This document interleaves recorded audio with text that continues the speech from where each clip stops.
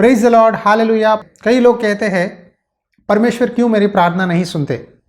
परमेश्वर ने मुझे बहुत सारे वादे दिए हैं, लेकिन एक वादा भी मेरे जीवन में पूरा नहीं हुआ। क्यों? परमेश्वर मेरे साथ बात क्यों नहीं करते? मैं वचन को समझ नहीं सकता। बाइबल पढ़ने के लिए मन नहीं लग रहा है, प्रार्थना करने के लिए मन नहीं लग रहा है। मैं क्या करूं? परमेश्वर के प्रति मेरे मन में कड़वाहट, गुस्सा और गंदे गंदे शब्द मेरे मुंह में से निकल रहे हैं। ये सब क्यों हो रहा है? मैं क्या करूं? मुझे बताइए। आज इन सारे सवालों का जवाब बाइबल में से बताना चाहता हूं। जो लोग इस कैटेगरी में है उनके बारे में प्रभु यीशु मसीह ने एक दृष्टांत बताया है। वो है बीज बोने वाला का दृष्टांत। जी हाँ, इसमें प्रभु यीशु मसीह ने 4 तरह के बीजों के बारे में बताया है। पहला बीज के बारे में क्या लिखा है, आइए बाइबल में से देखेंगे।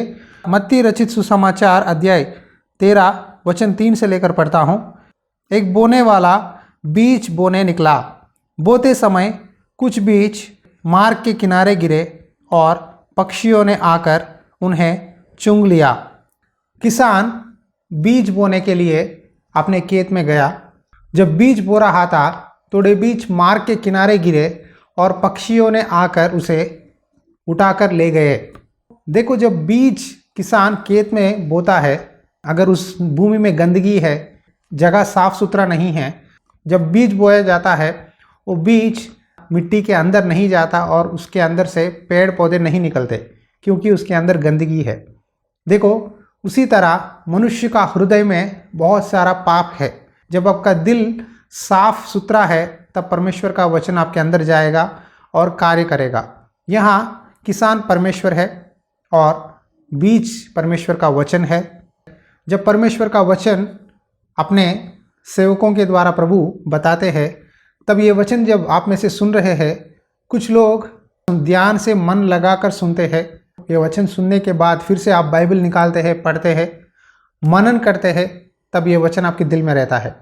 लेकिन जो बीज मार्ग के किनारे गिरे हुए हैं, उसे पक्षियों ने आकर उठाकर ले गए। पक्षी का अर्थ है शैतान। जब परमेश्वर का वचन हम बताते हैं, जब ये वचन आप सुनते हैं, सुनने के समय आप के अंदर जब विश्वास नहीं है, तो शैतान पक्षी की तरह आकर आपके मन में से वचन चुरा ले जाता है। कई लोग कहते हैं वचन भूल जाता हूँ, बहुत बाइबल पढ़ता हूँ, बहुत सारे मैसेजेस गॉस्पेल सुनता हूँ यूट्यूब पे, लेकिन वचन याद नहीं रहता। क्यों? देखो, आपके अंदर जो वचन है शैतान आकर लेके जाता है। लूका रचित सुसमाचार अध्याय 8 वचन 11 से लेकर पढ़ता हूँ। दृष्टांत का अर्थ यहाँ है बीज परमेश्वर का वचन है। मार्ग के किनारे के वे है जिन्होंने सुना, तब शैतान आकर उनके मन में से वचन उठा ले जाता है कि कहीं ऐसा ना हो कि वे विश्वास करके उद्धार पाए। क्या लिखा है? मार्ग के किनारे लोग, वो कैटेगरी ये है जो वचन सुनते हैं, लेकिन शैतान पक्षी की तरह आकर आपके अंदर से वचन उठा ले जाता है। क्यों ले जाता है? अगर आप वचन सुनेंगे, अगर आपका दिल बदलेगा, अगर प्रभु पे विश्वास करेंगे, तो आप उद्धार पाएंगे। इसीलिए शैतान वो वचन आपके दिल में रहने नहीं देता।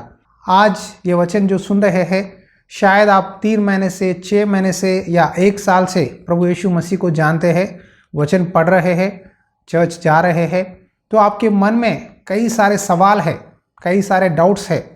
मुझे कुछ लोग फ़ोन करके बताते हैं, ब्रदर जी, हमारे आसपास कोई भी चर्च नहीं है, हमारे घर से बहुत दूर है चर्च, हम एक पिंड में रहते हैं, गांव में रहते हैं, क्या करें?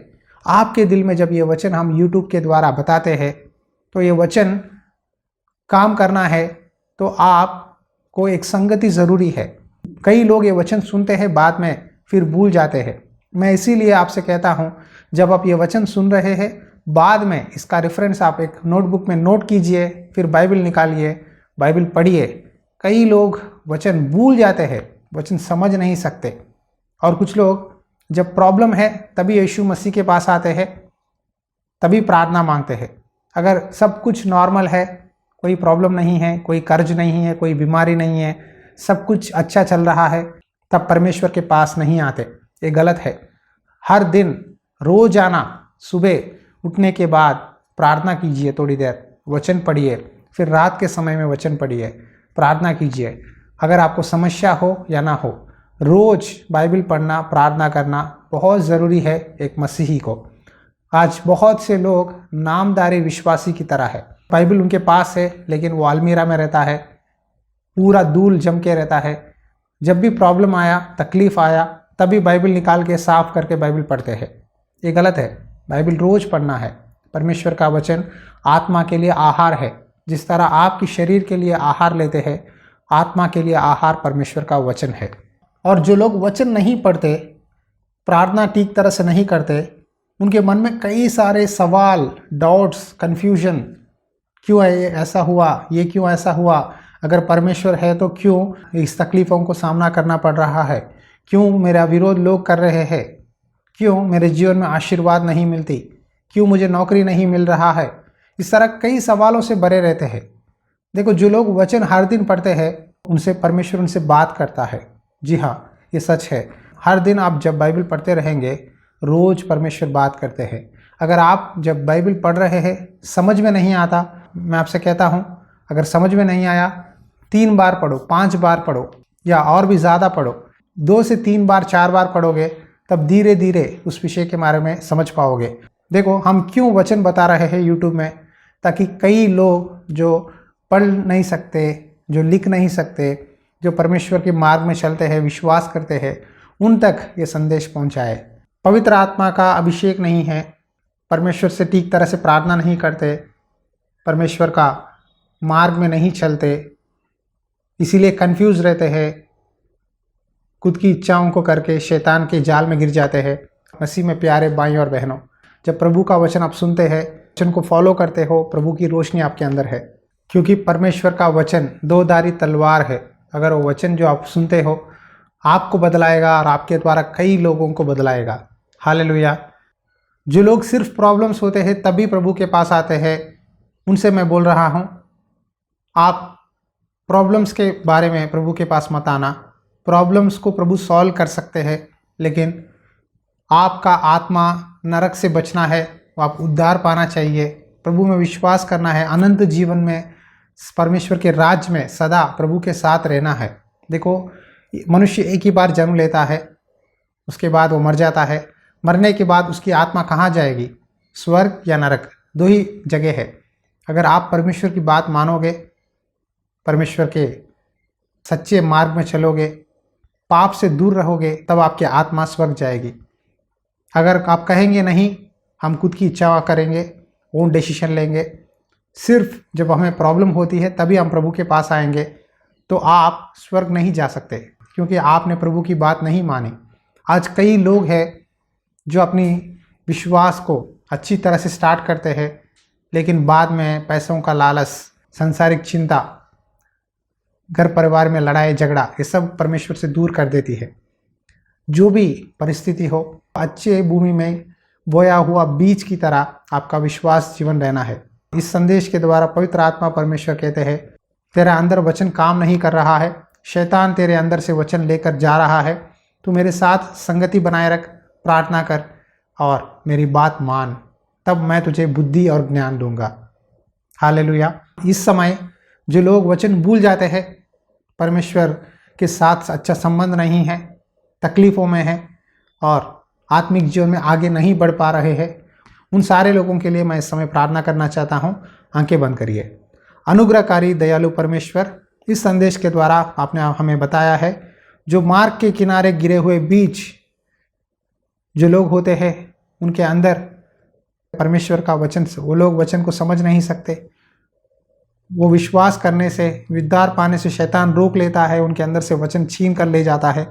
जो लोग ये वचन सुन रहे हैं, ये वचन उनके दिल में रखने के लिए सहायता कर। सिर्फ प्रॉब्लम्स के समय, मुसीबतों के समय तेरे पास आते हैं, उन लोगों को याद कर पिता, हर परिस्थिति में तू हमारा प्रभु है। जो भी स्थिति में रहे, सदा तेरे साथ संगति बनाए रखने के लिए मदद कर। जो लोग वचन पढ़ते हैं, समझ नहीं सकते, उनके आंखों को खोल, उनके अंदर तेरी 2 धारी तलवार, तेरा वचन का रोशनी में ला परमेश्वर। वचन को समझने के लिए ज्ञान बुद्धि की आत्मा दे, हर तकलीफ़ों से छुड़ा। आत्मिक जीवन में आगे बढ़ना चाहते हैं, पवित्र आत्मा का अभिषेक दे, सत्य का मार्ग में चला परमेश्वर, पाप से छुटकारा दे प्रभु। तू ही ये वचन सुनने वाले भाई बहनों के जीवन में रोशनी ला, उनके पापों से छुटकारा दे, नया जीवन दे और उद्धार दे पिता। यीशु मसीह के नाम पे विनती करता हूँ परमेश्वर, amen. Praise the lord. Church का शेड डालना है, हमें एस्टिमेशन दिया गया है कि 4.5 लाख होगा। काम रुका हुआ है, इसीलिए हम प्रार्थना कर रहे हैं प्रभु के चरणों के पास। अगर ये वचन आप में से कोई सुन रहे हैं, परमेश्वर का भवन बनाने में कोई प्रेरणा है, अगर आप सपोर्ट कर सकते हैं, फाइनेंशियली ब्लेस्ड है, तो ज़रूर आप परमेश्वर के मंदिर के लिए शेड बनाने में आप अपना बेट भेजिए, ताकि परमेश्वर आपको बहुत ऐसे आशीष दे। God bless you. परमेश्वर की आत्मा सदा आपके साथ बनी रहे, आमेन।